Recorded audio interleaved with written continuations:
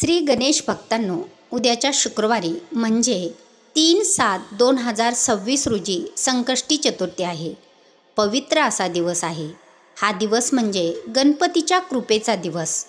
तर श्री गणेश भक्तांनो, जर तुमच्या आयुष्यात संकटाचा डोंगर उभा असेल, आर्थिक चणचणीने परेशान असाल किंवा अथक परिश्रम करूनही हाताला यश काही केल्या मिळत नसेल, तर आजचा हा मंत्र तुमच्या आयुष्याला कलाटणी देणारा ठरू शकतो. संकष्ट चतुर्थी दिवशी केलेला संकल्प आणि जपलेला मंत्र हा कधीही वाया जात नाही. श्री गणेश भक्तांनो, अनेक भक्त विचारत असतात की असा कोणता मंत्र आहे जो सर्व दुःखाचा नाश करेल. तर गणपती भक्त परंपरेतील मोठ्या प्रमाणावर जपला जाणारा आणि हजारो भक्तांना फलप्राप्ती करून देणारा जो गणेश मंत्र आहे, तो मंत्र आज मी तुम्हाला सांगत आहे. हा मंत्र महाशक्तिशाली असा मंत्र आहे. हा मंत्र म्हणजे प्रत्येक संकटाचा, विघ्नाचा नाश करणारा. फक्त हा मंत्र जपताना श्री गणपती बाप्पाबद्दल पूर्ण श्रद्धा आणि विश्वास असायला हवा. उद्याच्या शुक्रवारी म्हणजे चतुर्थीला हा मंत्र जपताना सकाळी लवकर उठून स्नान वगैरे करून स्वच्छ कपडे परिधान करा. गणपतीच्या फोटोसमोर किंवा मूर्तीसमोर बसून मन शांत ठेवून या मंत्राचा जप करा. लक्षात ठेवा, या मंत्रात एवढी प्रचंड प्रमाणात शक्ती आहे. जर तुम्ही हा मंत्र तुमच्या घरात लावून ठेवला किंवा भक्तिभावाने ऐकला तरीसुद्धा तुमच्या घरातील सर्व नकारात्मक शक्तीचा नाश होईल. श्री गणेश भक्तांनो, संकटे कितीही मोठी असोत, ती गणपतीच्या शक्तीपेक्षा कधीच मोठी नसतात.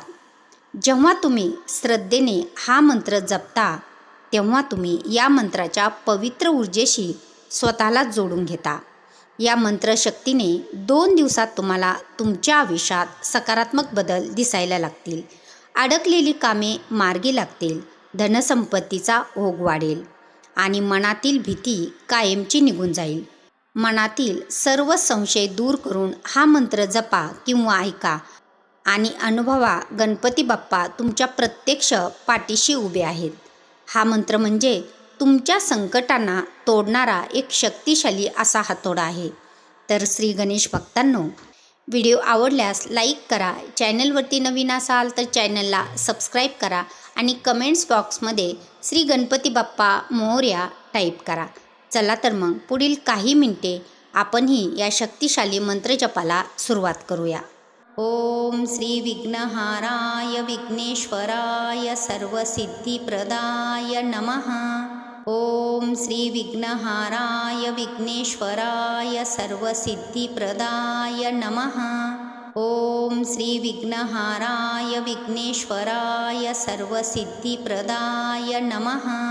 ओम श्री विघ्नहाराय विघ्नेश्वराय सर्वसिद्धिप्रदाय नमः. ओम श्री विघ्नहाराय विघ्नेश्वराय सर्वसिद्धिप्रदाय नमः. ओम श्री विघ्नहाराय विघ्नेश्वराय सर्वसिद्धिप्रदाय नमः. ओम श्री विघ्नहाराय विघ्नेश्वराय सर्वसिद्धिप्रदाय नमः. ओम श्री विघ्नहाराय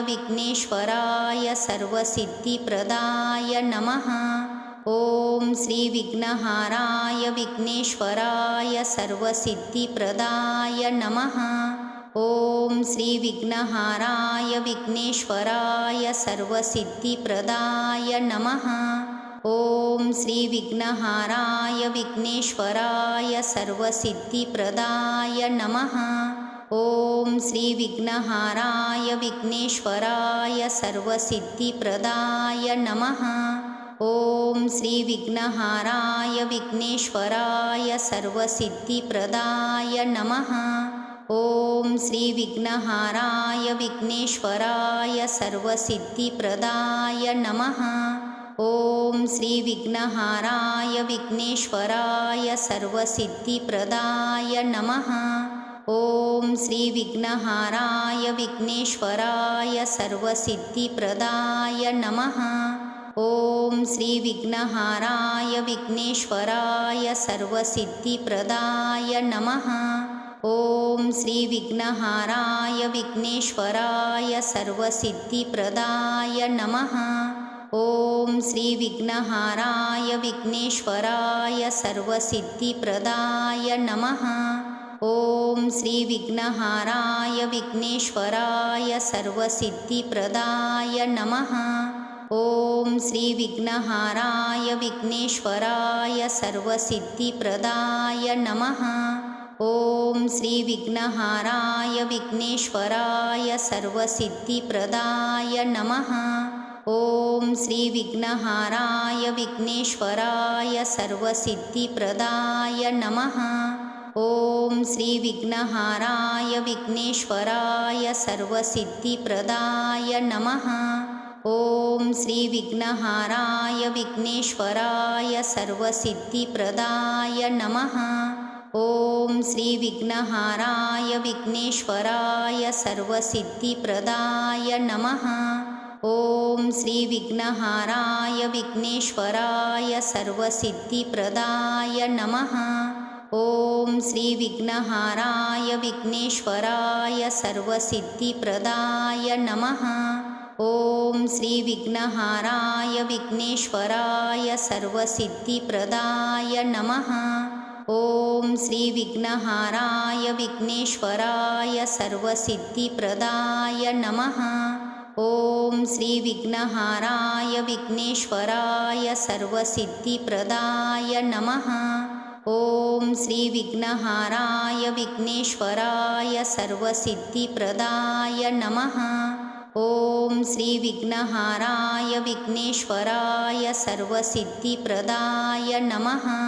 ओम श्री विघ्नहाराय विघ्नेश्वराय सर्वसिद्धिप्रदाय नमः। ओम श्री विघ्नहाराय विघ्नेश्वराय सर्वसिद्धिप्रदाय नमः। ओम श्री विघ्नहाराय विघ्नेश्वराय सर्वसिद्धिप्रदाय नमः। ओम श्री विघ्नहाराय विघ्नेश्वराय सर्वसिद्धिप्रदाय नमः। ओम श्री विघ्नहाराय विघ्नेश्वराय सर्वसिद्धिप्रदाय नमः। ओम श्री विघ्नहाराय विघ्नेश्वराय सर्वसिद्धिप्रदाय नमः। ओम श्री विघ्नहाराय विघ्नेश्वराय सर्वसिद्धिप्रदाय नमः। ओम श्री विघ्नहाराय विघ्नेश्वराय सर्वसिद्धिप्रदाय नमः। ओम श्री विघ्नहाराय विघ्नेश्वराय सर्वसिद्धिप्रदाय नमः। ओम श्री विघ्नहाराय विघ्नेश्वराय सर्वसिद्धिप्रदाय नमः। ओम श्री विघ्नहाराय विघ्नेश्वराय सर्वसिद्धिप्रदाय नमः। ओम श्री विघ्नहाराय विघ्नेश्वराय सर्वसिद्धिप्रदाय नमः। ओम श्री विघ्नहाराय विघ्नेश्वराय सर्वसिद्धिप्रदाय नमः। ओम श्री विघ्नहाराय विघ्नेश्वराय सर्वसिद्धिप्रदाय नमः। ओम श्री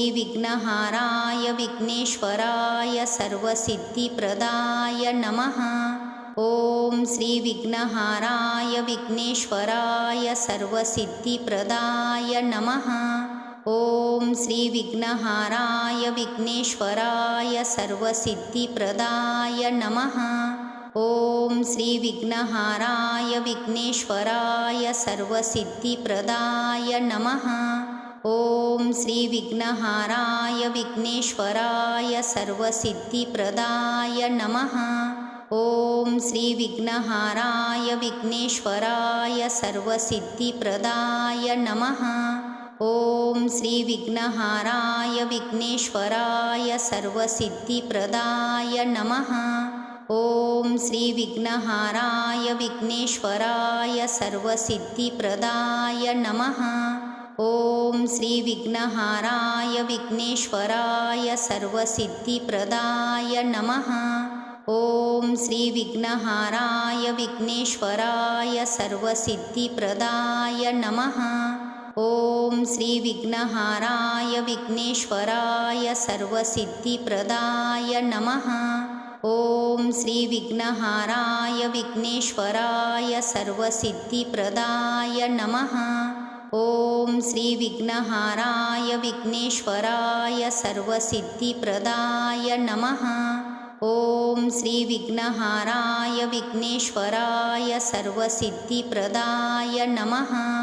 ओम श्री विघ्नहाराय विघ्नेश्वराय सर्वसिद्धिप्रदाय नमः।